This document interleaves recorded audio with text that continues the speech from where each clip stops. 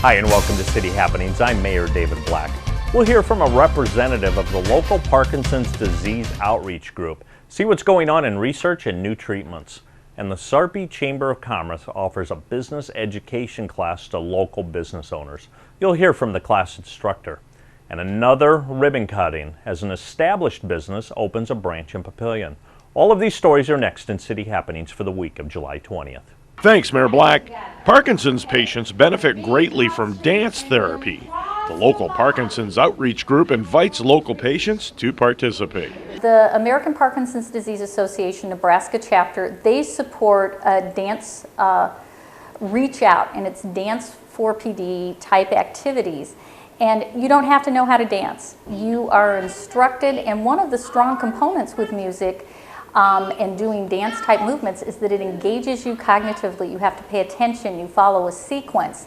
And that type of stimulation enhances what you're able to do because you're using your thinking part of your brain to control your movements as opposed to relying on those automatic circuits that are affected by Parkinson's disease.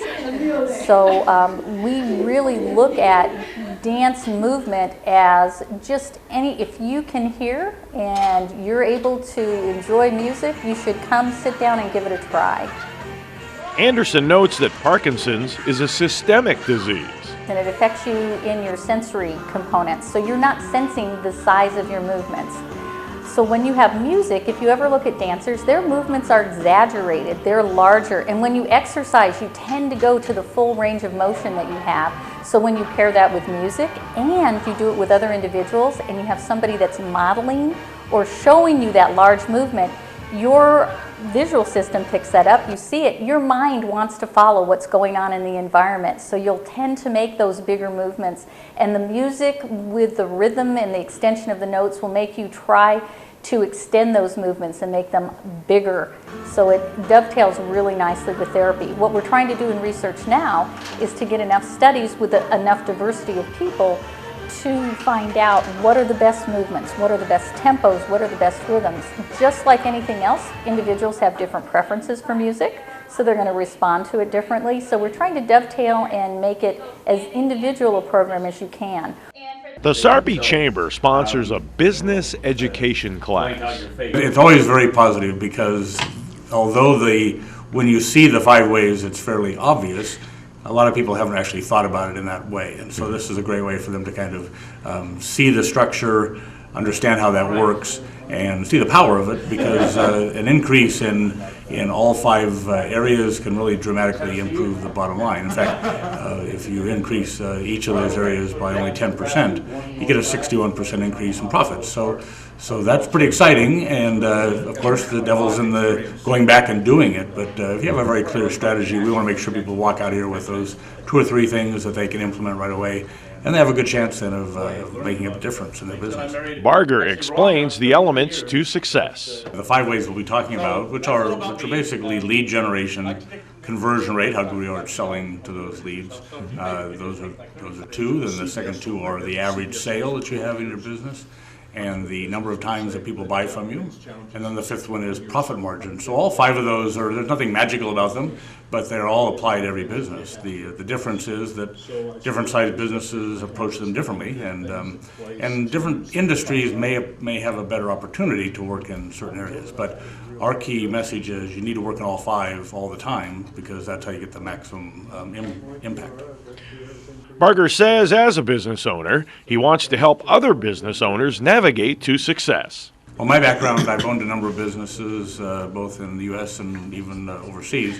And again, that's just where I kind of learned that business is the same no matter what country you're working in.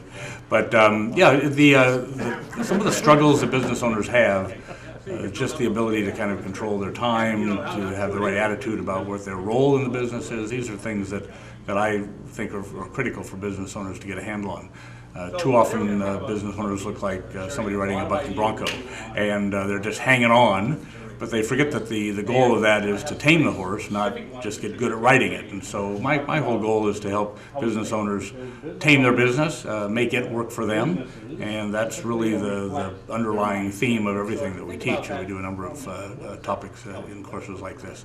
So that's my motivation. I just think that business owners make it too hard on themselves, and I'd like to change that. There are different ways to benefit from Barger's business coaching.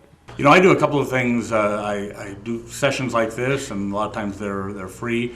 But I also do a course, which is called Action Club, and it's a 6-month course. We meet once a month, and with other business owners, and talk about topics like the one we'll be talking about today. And the goal there is to kind of take them through a 6-month process of getting a handle on their business. And then I do work with clients on a one-on-one basis, either every other week or every week. And that's very powerful because accountability is the driver there. It forces business owners to step back and think about their business, work on their business, instead of just getting wrapped up in the day-to-day stuff. So one-on-one coaching certainly is a very powerful opportunity for some business. Papillion welcomes a new branch of a known business. You get a great corner. When you just look at the traffic sitting there, you probably couldn't have picked a better spot. We love ribbon cuttings, but I think what we like more is celebrating expansion and growth. We were just talking 3-4 years ago, we were doing a ribbon cutting right up the other end of 72nd. You're bookending Papillion now, north and south. So love seeing the expansion, especially when it's local.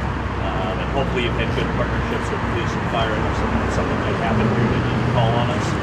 We value the relationship and work for the community, and just really want to congratulate you on the second location. Cut. Go. We ask that everyone be careful because of the hot and humid weather that's recently hit us. If you have to work outside, take frequent breaks, and everyone please stay hydrated. Stay up to date with what's happening in Papillion. You can find us on Facebook, follow the City of Papillion on Twitter, or even watch our YouTube channel. And information about all of our departments and programs is available on our website. For more about Papillion, go to www.papillion.org or just call the Mayor's Hotline at 402-827-1111. Thanks for watching.